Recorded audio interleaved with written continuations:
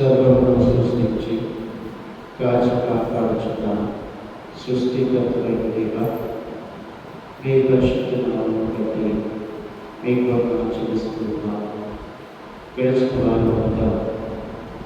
గడిచిన కాలమంతా మమ్మందరినీ కాచి కాపాడుతుంది మీకు ఉన్నాను. ఈ యొక్క ఆరాధనలో మీ దివ్య ప్రసాదంలో మేము కనుగొన్నట్లుగా, ఆరాధించినట్లుగా, స్తుతించినట్లుగా మాకు కావలసిన దయచేసి ప్రార్థన చేస్తున్నాం. మీ సన్నిధిలో ఉన్న మమ్మందరినీ పేరు పేరును ఆశ్రయించడం వేడుకుంటున్నాం. అన్యులకు ఈ నాలుగు కంటే మీ సన్నిధిలో ఒక్కరోజు ఒక్క క్షణం గడుపుట ఎంతో మేలు అని ఎంతగా చెప్పినట్లుగా మీ సన్నిధిలో ఈ క్షణాలు గడపడానికి మాకు కావలసిన కృపను శక్తిని దయచేయమని ఈ మొదటి క్షణాలకు మనం ఆశీర్వదించడం ప్రార్థన చేస్తున్నాం. ఏ తరగతులు గురించున్నామో వాడు దయచేసి మీ యొక్క పరిశుద్ధాత్మ అభిషేక బలాలను అందరికీ దయచేసి మీ సన్నిధిని గడుచుకుంటున్నాం. దయచేయమని మా నామమున యేసుక్రీస్తు ద్వారా ఈ మనవి చేయించున్నాము. ఆమేన్. ప్రియ సహోదరి సహోదరులారా, ప్రభు మనందరినీ కూడా తాను సృష్టికర్తను, ఈ సర్వమును సృష్టించిన దేవుడను, నిన్ను నన్ను కూడా సృష్టించిన దేవుడను అని మరి ఒకసారి జ్ఞాపకం చేసుకోమని మొదటి పట్టణం ద్వారా రోగులకు రాసిన లేఖ ద్వారా బోధిస్తూ ఉన్నారు. యూదులు, దేవుని ప్రజలు ఈ యొక్క మాటను గుర్తించి ఉండవచ్చు. అన్యులు ఈ యొక్క మాటను, ఈ యొక్క సత్యమును గ్రహించకపోయి ఉండవచ్చు. కొన్నిసార్లు యూదులు కూడా సృష్టికర్త అయిన యేసుక్రీస్తు దేవుని కుమారుడు వారి మధ్యలో ఉన్నాను కూడా గ్రహించకుండా ఉండిన ఎన్నో సందర్భాలను చూస్తున్నారు. పరిసయ్యులు, సద్దుకయ్యులు, ధర్మశాస్త్ర బోధకులు ప్రభువు యేసుక్రీస్తు దేవుని నుండి వచ్చిన వాడిని గ్రహించక మరి ఎన్నో మార్లు వారి మాటల ద్వారా, క్రియల ద్వారా బాధించిన సందర్భాలు కూడా చూస్తున్నాం. కావున మనం కూడా మన మధ్యలో ఉన్న దివ్య సత్యసాధనాలు యేసుక్రీస్తు దేవుని కుమారుడు అని గ్రహించినా కూడా ఆ ప్రభువునికి ఇవ్వాల్సిన గౌరవమును కొన్నిసార్లు ఇవ్వని పరిస్థితుల్లో మనం జ్ఞాపకం చేసుకుందాం.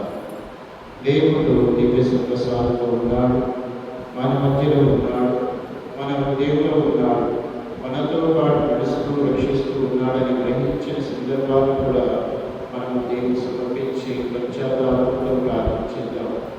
దివ్య సత్యసాధనాలు మన కోసం ప్రభుత్వం వేడి మన మధ్యలో వచ్చి మనల్ని ఆశ్రయించడానికి సిద్ధంగా ఉన్నాడు.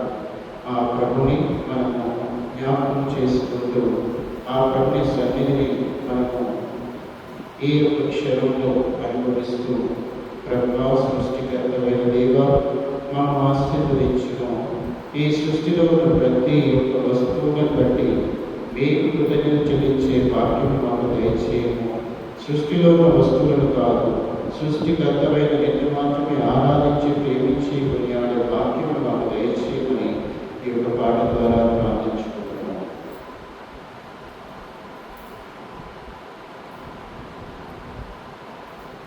జీవమునిచ్చిన పరమ పితా నీకే స్తుతి ఆరాధన.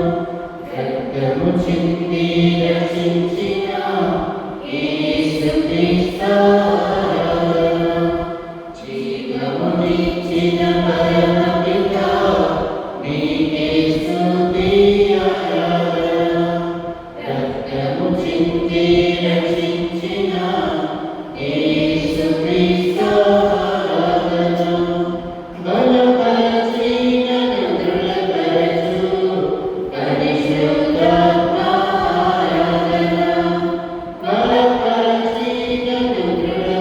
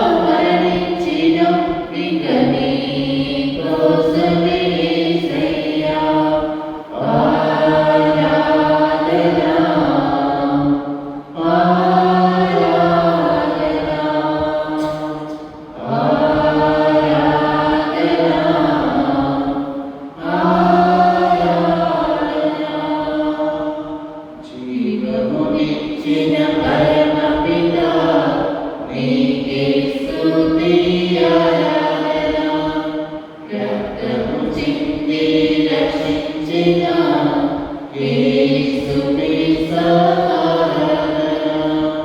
జీవమునిచ్చిన పరమపిత నీకే స్తుతి ఆరాధన. రక్తము చింది రక్షించిన యేసుక్రీస్తు ఆరాధన. బలపరచి నన్ను దృఢపరచు పరిశుద్ధాత్మ ఆరాధన. బలపరచి నన్ను దృఢపరచు పరిశుద్ధాత్మ ఆరాధన.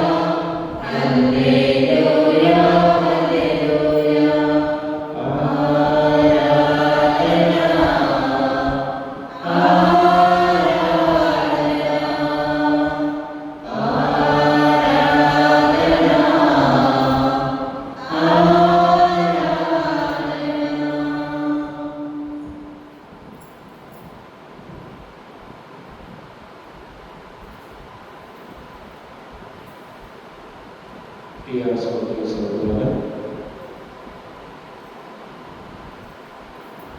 పౌలు గారు బోధించిన విధంగా ప్రభు తన వాక్కు ద్వారా మనకెన్నో విషయాలను బోధిస్తూ ఉన్నారు. దేవుడిచ్చిన వాక్యే మనకు మార్గము సత్యము జీవముగా ఉన్నది.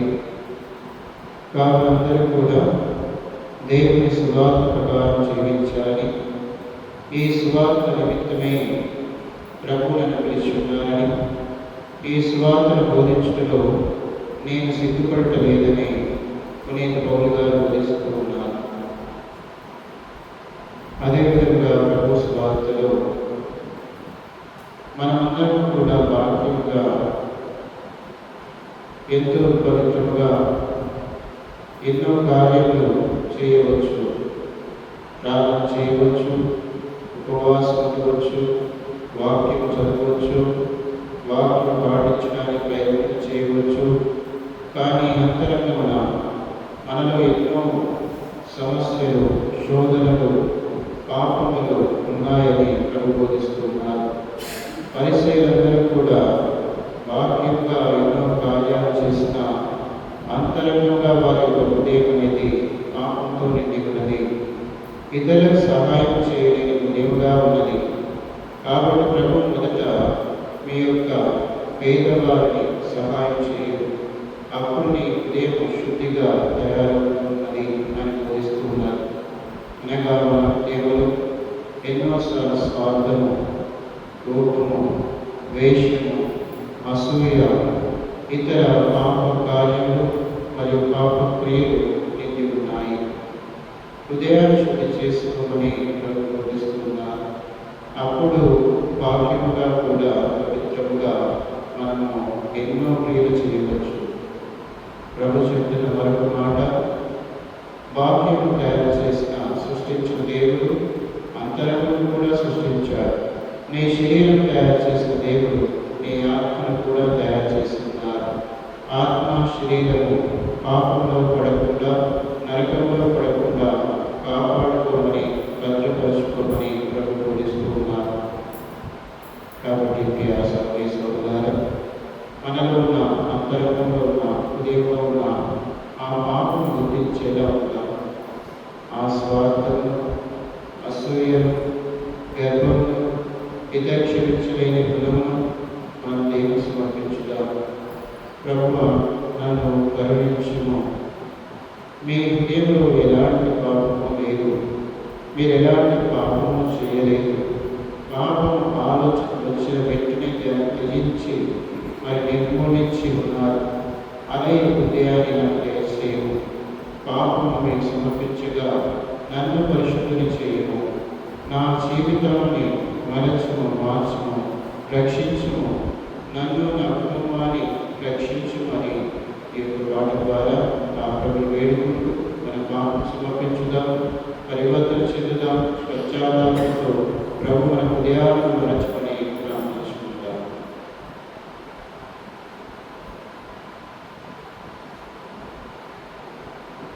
మలచుము, మార్చుము నా యేసయ్యా,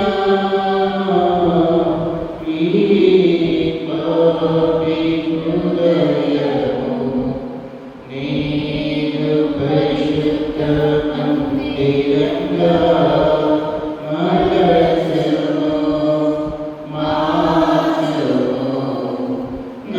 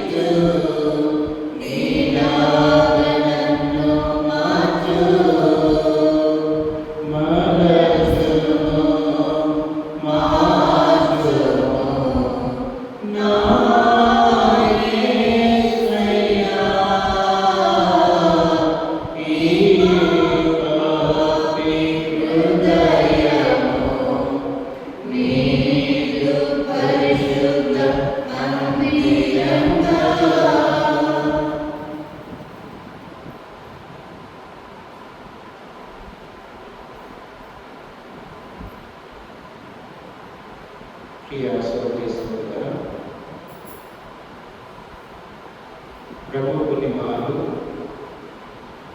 మన జీవితాల ముందు ఒక అర్థంగా ఉంచి మనం ఏ విధంగా ఉన్నాము, మన మాటలు, మన క్రియలు, మన జీవితం ఏ విధంగా ఉందని చూపిస్తూ బోధిస్తూ ఉంటారు.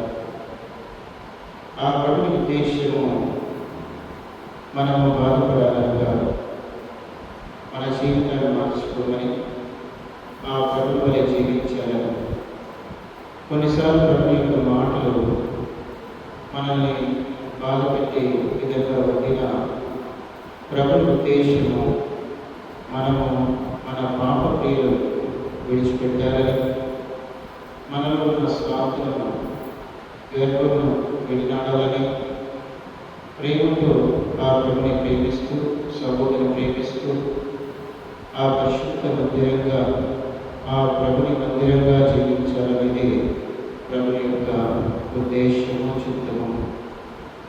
పరిసయ్యులు ఆ విధంగా సరిచేస్తున్న దేవుని యొక్క ఉద్దేశము పరిసయ్యులు మారాలని, పశ్చాత్తాపం పొందాలని, వారు కూడా దేవుని రక్షణలో పాల్పంచుకోవాలనేది దేవుని ఉద్దేశం.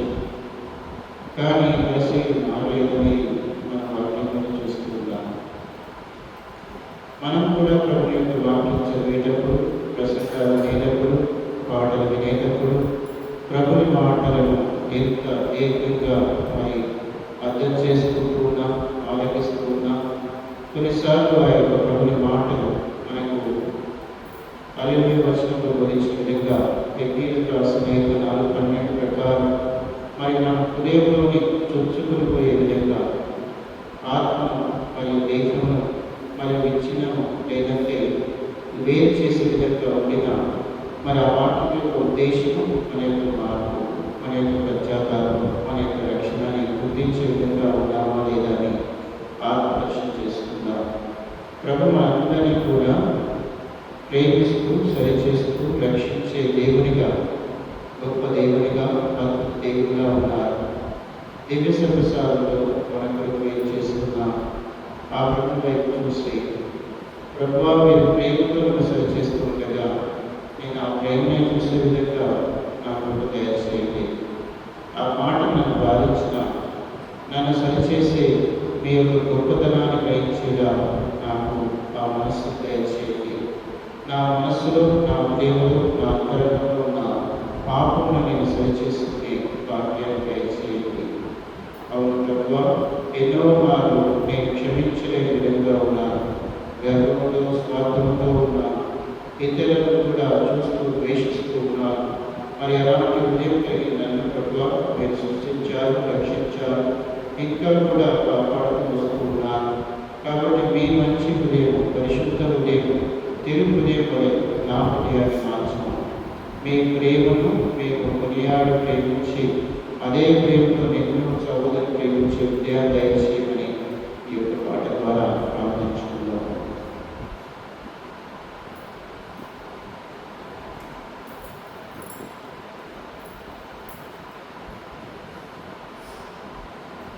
యేసు నామం ఎంతో మధురం మధురం, క్రీస్తు నామం మనకు శరణం శరణం.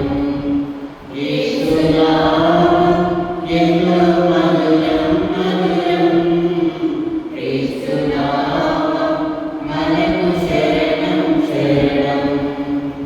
యేసుని ప్రేమ ఎంతో విలువైనది, యేసుని ప్రేమ ఎంతో లోతైనది, యేసుని ప్రేమ ఎంతో విలువైనది, యేసుని ప్రేమ ఎంతో లోతైనది, యేసుని ప్రేమ ఎంతో వెలలేనిది, యేసుని ప్రేమ మనం కొనలేనిది, యేసుని ప్రేమ ఎంతో వెలలేనిది, యేసుని ప్రేమ మనం కొనలేనిది. యేసు నామం ఎంతో మధురం మధురం,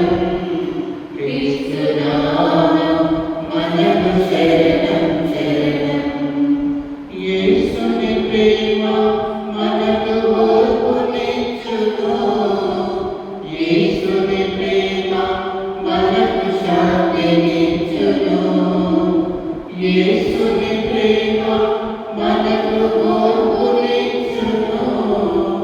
యేసుని ప్రేమ మనకు శాంతినిచ్చును. యేసుని ప్రేమ మనకు క్షమను ఇచ్చును. యేసుని ప్రేమ మనకు బలమునిచ్చును. యేసుని ప్రేమ మనకు క్షమను ఇచ్చును. యేసుని ప్రేమ మనకు బలమునిచ్చును. యేసు నామం ఎంతో మధురం మధురం. క్రీస్తు నామం మనకు శరణం శరణం. యేసుని ప్రేమ మనకు తపమునేకును. యేసుని ప్రేమ మనకు జపమునేకును. యేసుని ప్రేమ మనకు తపమునేకును. యేసుని ప్రేమ మనకు జపమునేకును. యేసుని ప్రేమ మనకు కరుణ చూపును.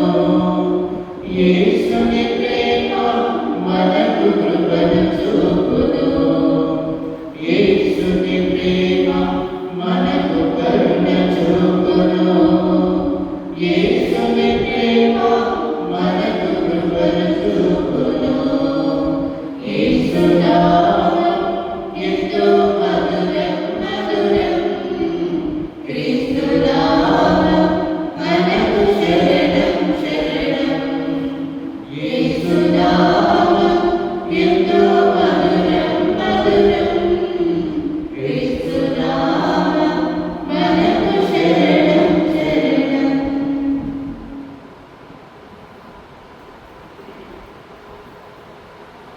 క్రీస్తునందు ప్రియ సహోదరి సహోదరులారా, కొద్దిసేపు మౌనంగా ఆ ప్రభువు మనము మన తల్లి కడుపున ఉన్నప్పటి నుండి ఈ క్షణం వరకు కూడా ప్రేమిస్తూ ఉన్నారు. అనేక ఆపదలు వచ్చాయి, అపాయాలు వచ్చాయి, కానీ ప్రభు రక్షించున్నారు. అనేక మార్లు పడిపోయాము, కానీ ప్రభు లేకి నడిపించిన మంచి కాపరిగా ఉన్నాడని గ్రహించున్నాను. ఆ ప్రభుని హృదయం ఎల్లప్పుడూ కూడా మనం ఆయనతో పాటు ఆ దేవుని సన్నిధిలో నిత్య మహిమలో పరలోకంలో జీవించాలి. కావున ఆత్మ నశించకుండా ఇన్ని సంవత్సరాలు ప్రభు రక్షిస్తూ ఉన్నారు. మన పశ్చాత్తాపం దేవుని కోసం, మార్పు చెందిన దేవుని కోసం, మార్పు చెందిన జీవితం కోసం ఎదురు చూస్తున్నారు. ఆ ప్రభు ఈ దివ్య ప్రసాదంలో మన కొరకు మనల్ని ఆశీర్వించాలని సిద్ధంగా ఉన్నారు.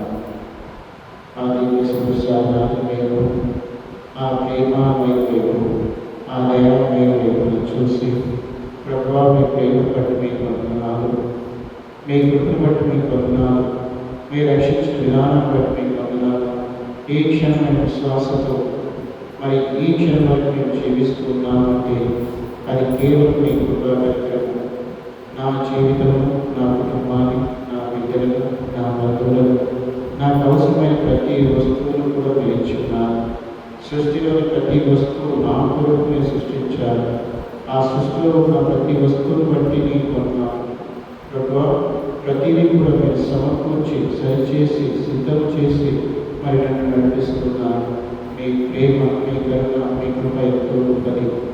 కావున తండ్రి, మీ వెళ్ళక కృతజ్ఞతాహృదయాన్ని కలిగి పశ్చాత్తాప హృదయంతో మా పాపం అందించమని మీరు మీ హృదయాన్ని దయచేసి మీకు కృపానుసారంగా, మీ వాక్యానుసారంగా జీవించు మా కృపణ శక్తిని నాకు దయచేయమని కొద్ది క్షణాలు ఆ ప్రభు వేడుకగా మన కుటుంబ తలంపులను, విజ్ఞాపాలను దీనికి సమర్పించుదాం.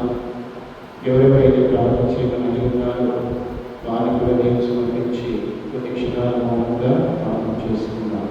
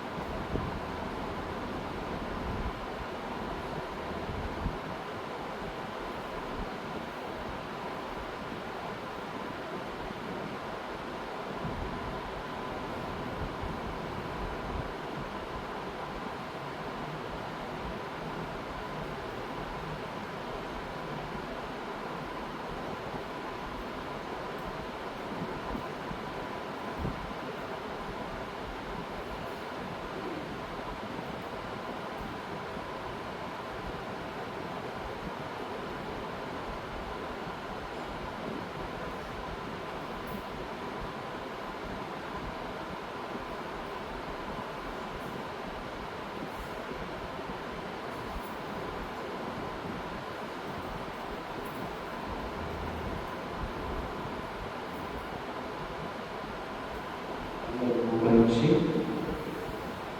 దివ్యసుప్రసాదనాలను మన సృష్టికర్త అయిన ప్రభు మనందరినీ కూడా ఆస్వాదించాలని అభిషేకించాలని ఈ యొక్క పాట ద్వారా వేడుకుంటున్నాం. శిరమును వంచుడి